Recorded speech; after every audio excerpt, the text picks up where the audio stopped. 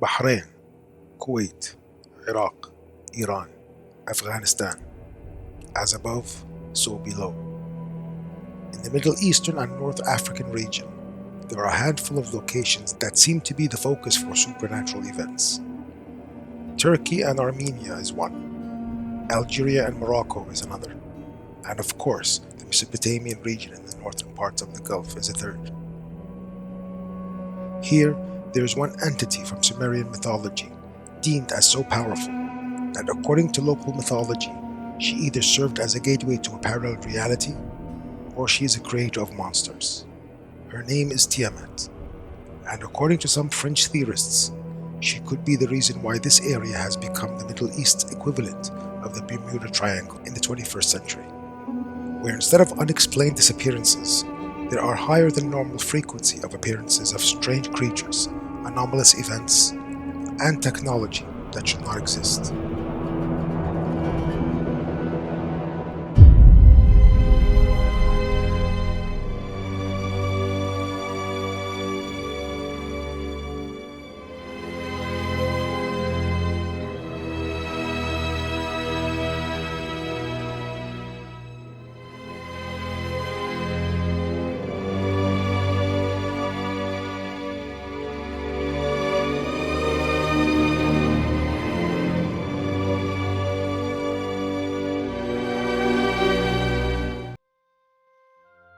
The creator of monsters.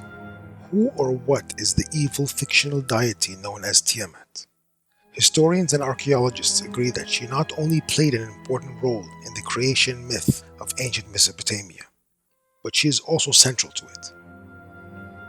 Writing for Ancient Origins, the archaeologist Wu Mingren states that she was the Mesopotamians' personification of the primordial sea, from which the first generation of gods were born. Although obviously not a real god, what she represented to the ancient Iraqis goes way beyond the creation of gods, but also the creation of monsters, and by that we mean all of them. With Islam and Christianity, there are arguments that states that the source of all dangerous paranormal phenomena is either demonic or from the jinn, an invisible race of mortal yet powerful human-like creatures. However, the ancient Sumerians had a very different concept. According to Enuma Elish, the Babylonian creation myth, before Tiamat died, she had brought forth or given birth to monsters, demons, and various other creatures of Mesopotamian pantheon, including the first dragons, whose bodies she filled with poison instead of blood. Could this be the reason why there are so many anomalous events taking place in and around the northern part of the Gulf? From the harmless and benign, to the terrifying and probably life-threatening, the rare, but occasional news reports from local media that speaks of these paranormal instances are intriguing. From a seemingly magical tree in the middle of the Bahraini desert that refuses to die, to mysterious fires and strange human-animal hybrids haunting the residents of Kuwait, to even the sightings of giants in neighboring South Asia's Afghanistan, to what could be the cause of them all in Iraq, an actual Einstein-Rosen bridge, or in other words, a Stargate. In her 2006 article, Stargate, the Sumerian Thread, Elizabeth Veg states that the Enuma Elish creation myth was allegorical. Like other theorists, both mainstream and fringe, the consensus is that the Sumerian gods and their tales are mostly written in a metaphorical format, where they are either entirely fictional or based on real historical events, places, and individuals, but expressed in a highly stylized prose. Within the Enuma Elish, where Tiamat gave birth to gods and monsters, Veg states that the process of her giving birth could be a euphemism for the term arrival. Thus, those gods and monsters arrived from somewhere else, somewhere far above, and where and maybe still are, being deposited here on Earth. As above, so below. So in other words, Tiamat herself was never a real person or entity, but instead a transportation device, like a Stargate, and just one of many. According to the author and journalist Richard Levitin, There are a total of 49 incomplete stargates in the Tigris-Euphrates River Valley. Although his sources for this information are extremely vague and highly questionable, his research does coincide with the theories of Elizabeth Veg. According to Veg, there is at least one important stargate within the Euphrates under the ruins and remains of the Mesopotamian city of Eridu. Furthermore, Levitin writes in his book Stars on the Earth that the Euphrates served as a construction hub, and that area is like an assembly shop. He states that what happened was that Stargate's parts were brought there and assembled prior to being relocated to other parts of the planet. In an earlier episode, we theorized that one such location is Göbekli Tepe in Turkey, while others talk about Stargates existing in places as far-flung and diverse as India and the Gobi Desert to Egypt and parts of Latin America.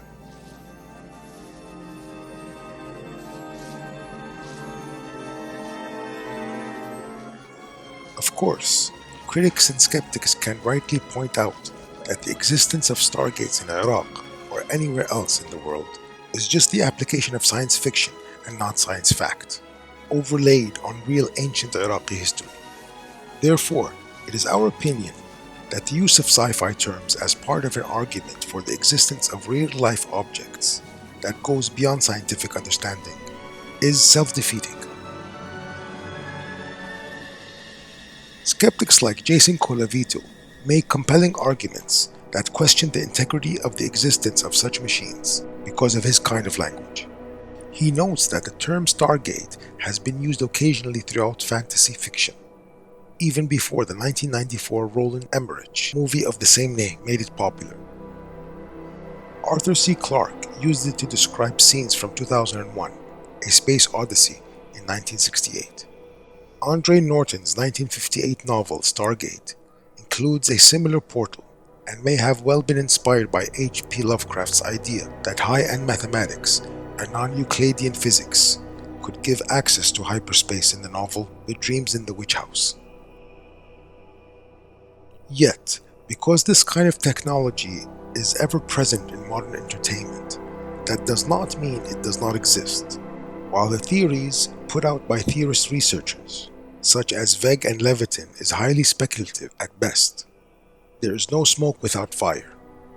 As we have shown in previous episodes, it seems very likely that our ancient ancestors were more technologically advanced than mainstream science makes them out to be that with or without alien intervention.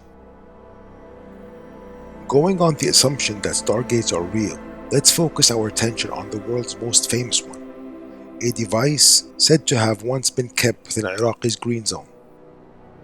Unlike the 49 other devices allegedly scattered across the country, this one is rumored to be nearly fully functional and operational. The Green Zone was a heavily guarded diplomatic government area of closed-off streets in central Baghdad, where US occupation authorities used to live and work. Shortly after the US-led incursion into Iraq began in the early 2000s, a paper written by political scientist Dr. Michael Saleh was published on expopolitics.org. Dr. Saleh proposed a theory that the whole region comprising of Iraq, Iran, and Afghanistan is a vast energy portal that was strategically chosen as the home base for extraterrestrials known as the Anunnaki during the Sumerian era. We have covered the Anunnaki significantly in previous episodes.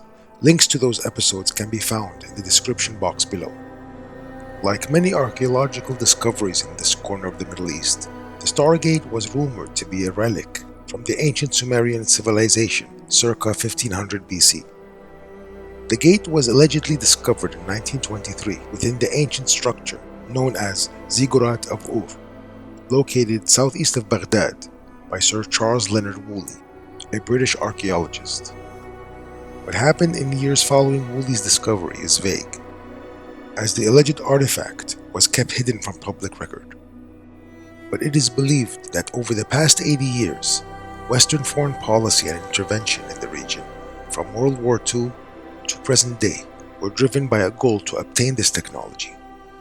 How successful that goal was will be discussed in a forthcoming feature-length episode, where we will perform a hypothetical deep dive into ancient Iraqi history and attempt to piece together a modern mystery that involves Iran, Egypt, Russia, and the United States, and how these nations are applying real-world quantum mechanics in a manner that is not only influencing the present and the future of the Middle East, but also changing its past.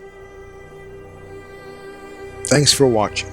If you haven't already subscribed, please do, and consider helping the channel's growth on Patreon.